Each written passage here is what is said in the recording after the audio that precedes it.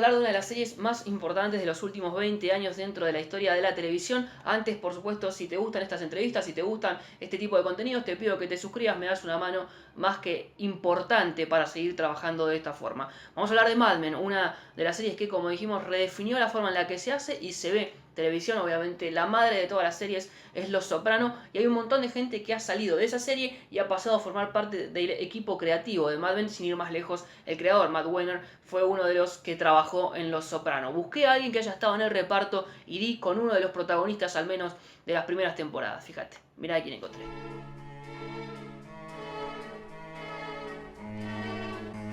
It was interesting to be part of the Mad Men, which was the first drama that was on basic cable. It was, of HBO or of quality that was on basic cable that you didn't have to pay for. And that kind of helped start the whole thing. Hello. You were in the pilot, and then you were in the second episode that it was like a year after that pilot. Yes, we waited a year. They waited a year because Matt had to finish The Sopranos. And it was almost a year until we started filming again. How was for you? Did you get anxious about this show? About what? I was very anxious. I couldn't remember what I did. Yeah. I honestly couldn't remember, can I see the pilot so I can kind of remember? But, I only had, in the pilot, I think I was in 2 scenes, So it wasn't that hard. But Matt was it was such a wonderful time. I'm looking back, I'm so naive and so, there's this joy of you always want to be in the hit. You always want to be, a couple times I was in the hit play off Broadway a couple of times, and then on Broadway in the big Tony Award winning hit.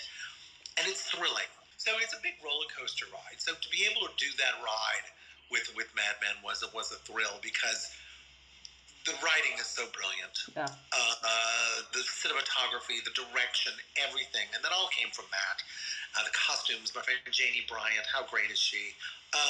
We realized early on in the in production that they were never going to let us look bad. They were always, we felt, so it gave you this freedom within the confines of, everything. But it took any kind of nerves that I had, because I was kind of out of my element in the beginning. I felt like, oh God, mainly I was staged, so I had to really reel it back. And but there really was a calming, just knowing that they've got your back and they want you to be great, and they're not going to let you look bad. Yeah. They're never going to do that. It was so reassuring. And then, it was kind of great. My first big scene, I think it was the Hobo Code in season 1, was I had the big scene where the guy was trying to pick me up at the restaurant. Yeah.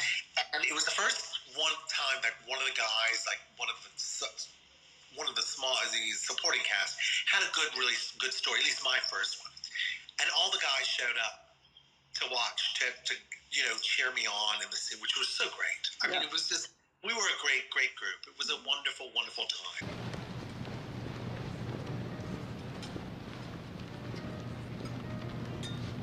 What are you afraid of? Are you joking? The one that was hardest to film, but I think the funniest, was the Bye Bye Birdie scene. I want to say, But I still have to say my favorite one was the Hobo Code, the scene at that dinner table at the restaurant. I've been known as a musical comedy performer. And after that, people realized that I was an actor, that I could really act. Elliot, I have thought about it. I know what I want. I read that you had some issues. You are so you move a lot your hands. Yes, as you can see. Yeah. I have a little French blood, so my hands tend to move. And I'm very expressive, and from the theater. Yeah. So it was one of the things I learned, my friend Betty Buckner taught me, just in passing. It was a great phrase, and I think it's one thing I've taken with me, and it's every time I do anything, I try to remember to play the room you're in, and take your cue off of the lead or the tone because I'm one of the cogs in the machine of Mad Men. It really is Don's show, and and John is such an amazing actor and so great. And he had been filming for several days before, so I'm watching him, work, and then I jumped in when I was my scenes for the pilot we read, and I kind of just try to fit in. What he gives, you give back. Want to you have to be in the same room. You have to play the same intent, the same level. And that was easy to do with John because he was so consistent and so giving, and everyone on the show was like that. But I did have to pull back. I did have to, and it really helped. The suits were very confining and very stiff, and it pulled your shoulders back, which also gives you a sense of looking over your shoulder to see what's going. And then we always had cigarettes and drinks, and it just evolved. It was one of those things. But I always thought of someone keeping their cards close to their chest as opposed to as open as I am. I always try to bring it in because Sal had to do that. He had to be very careful. That's what Matt mainly said. Matt said, I don't want it to look, I want him to appear obviously gay to a modern audience, but to the world of 1960, they just thought it was artistic. They had no idea. If you had to speak of the vices that they had, drinking, smoking, everything. Yeah, which one was the hardest to play, and which kept with you? Well, I'm glad I stayed in. Oh, it's disconnected. I hated the smoking, to be honest with you. It started we started picking up cigarettes, really, and started smoking in real life. We're like, what are we doing? This is crazy. It was this force of habit, that oral fixation. It also gives you something to do with your hands. It really does, because sometimes we don't know what to do with our hands. And it was very grounding as an actor. It was fun to have that drink and a cigarette, because it always gave you something to do. You were constantly, you'd talk with it, you'd act with it, you'd light it again, you'd fill your drink and take a sip. It gave you an action, if there wasn't something there. But of course, if Matt wanted a specific action, it was all on the script. It was all in the script. And Matt did not want us to work out, because men didn't really work out then. They wouldn't be gym rats. Yeah. They would have a little belly, Yeah. They'd pick up a dumbbell once in a while with a cigarette in their mouth. Well, yeah. Okay. Yeah, and what about the taste of the cigarettes? I know they weren't true They were cigarettes. herbal. Oh, they were horrible. They stunk. They smelled. Ooh. And they'd turn your fingers yellow, worse than regular cigarettes. Oh. Yeah, they were really, really bad. I learned so much on there, just so much. It was such a great time. I remember Rich Summer saying, I think it was after the first season, he goes, if I don't do anything again as an actor, I will be so happy because I've done this. And in the back of my head, I said, oh no, there's more to do. There's going to be great stuff. It's going to be fun.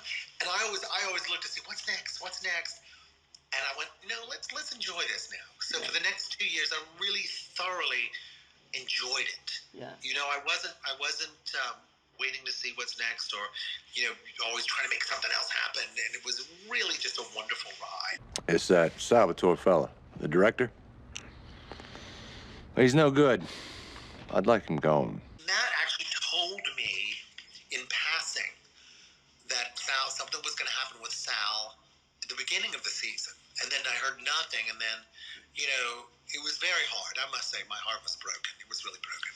And I think, coming from their uncle, most of them, Scott and Matt and a bunch of the guys came from the Sopranos world, where, someone has to go.